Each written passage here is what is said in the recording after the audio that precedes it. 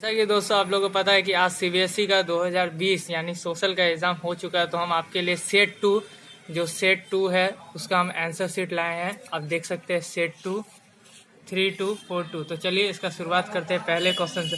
तो पहला क्वेश्चन क्या, who among the following was the proclaimed as the first German एप्रियन in 1871। मैं आपको आंसर बता दूंगा, लेकिन आप जो सही आंसर लिखे हो उसे कमेंट कीजिएगा।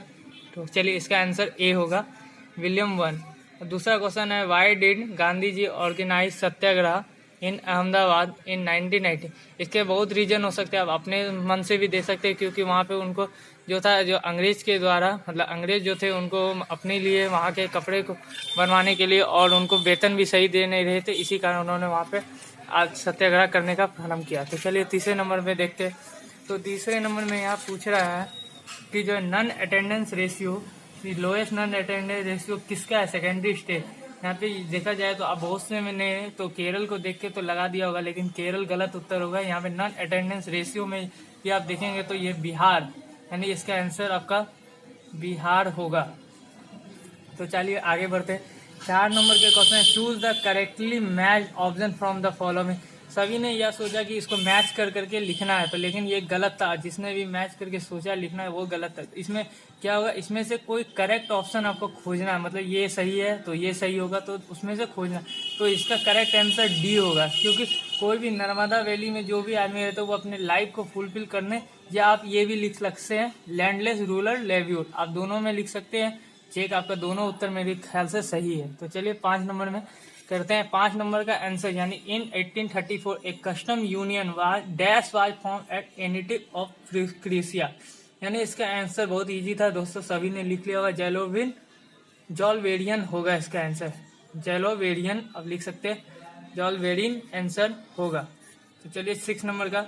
तो 6 नंबर में, in which of the following century did the printing press come to the India.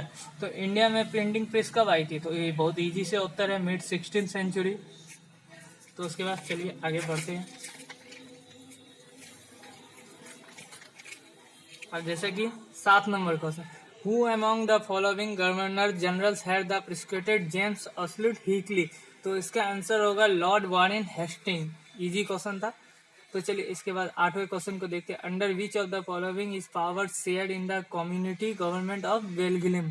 तो इसका अब उत्तर ये होगा, state government, sorry, different social work groups होगा इसका उत्तर। तो पावर ऑफ शेयरिंग क्यों है, क्योंकि ये बीच में जो आपसी मतभेद को रोक देता है, इसी कारण हम इसका यूज करते हैं। आप ऐसा लिख सकते हैं, आपकी मर्जी है। तो चलिए 10 नंबर में, विच of the following majority group in Sri Lanka. तो सिंपल सा बात है, सिंगलिश, तो सी हो जाएगा इसका करेक्ट उत्तर। आपने जो भी लिखा उसे कमेंट करके बताएं। तो चलिए 12 नंबर देखते हैं। Large river of dash have been discovered in the.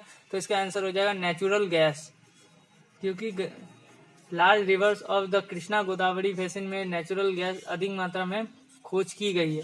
तो उसके बाद अब आते हैं हम 13 नंबर। 13 नंबर में ये नॉन रिन्यूएबल हो जाएगा, क्योंकि ये सभी के लिए इतना यूजफुल नहीं है, ये सभी के लिए फैमिलियर नहीं है, और ये रिन्यूएबल हो जाएगा। या फिर इसमें ये भी लिख सकते हैं renewable source of energy, non renewable source of energy. उसके बाद अब आते हैं, name the sea port that was developed to relieve the growing pressure on the Mumbai port. यानी मुंबई पोर्ट से मतलब भार हटाने के लिए कौन सा पोर्ट का, तो क्या था, ये बहुत आंसर आसान है, कांडला होगा, कि ये सबसे बड़ा पट्टन भी था और सबसे पहला पट्टन है।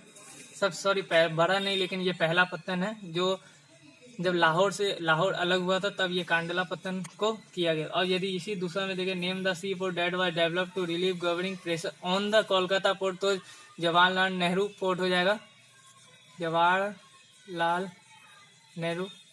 तो बहुत इजी था, ये भी हो गया आपका। चलिए तो 15 नंबर की ओर देखते हैं। In which of the following state in the Narora nuclear power plants are nuclear. तो इसमें मैंने तो तमिलनाडु लगाया है, लेकिन क्या आंसर होगा आप कमेंट करके बता सकते हैं मुझे, मैं इसके में श्योर नहीं हूँ। अब 16 में देखते हैं, चूज द करेक्टली मैच पे। तो हम जानते हैं बॉक्साइड माइंस कभी महाराष्ट्र है नहीं, Chandrapur terminal power plant Odisha में नहीं है, और मयूरभंज आयरन ओर मिल भी झारखंड नहीं है। तो बचा पहला उत्तर, इसका कैलोल ऑयल फील्ड्स होगा। तो आते हैं 17, why were the manuscript not widely used in Indian before age of print. क्योंकि जो अब ये जो होते थे बहुत ही लचीला होता है और ये अनेकों भाषा यानी मैनी लैंग्वेज में लिखी होती थी, जिस कारण सभी पढ़ नहीं पाते थे और ये आसानी से टूट या खराब हो सकती थी, इसीलिए इसका यूज ज़्यादा नहीं होता था। तो हिंद स्वराज के लेखक आपके महात्मा गांधी है, सभी जानते हैं महात्मा गांधी, जिन्होंने 1909 में इस किताब को लिखा। और आनंद मठ के तो बंकिम चंद्र चट्टोपाध्याय बंकिम जी हैं। तो चलिए अब इसी के साथ आते हैं 19 suggest any one way to increase the income of the Indian household worker.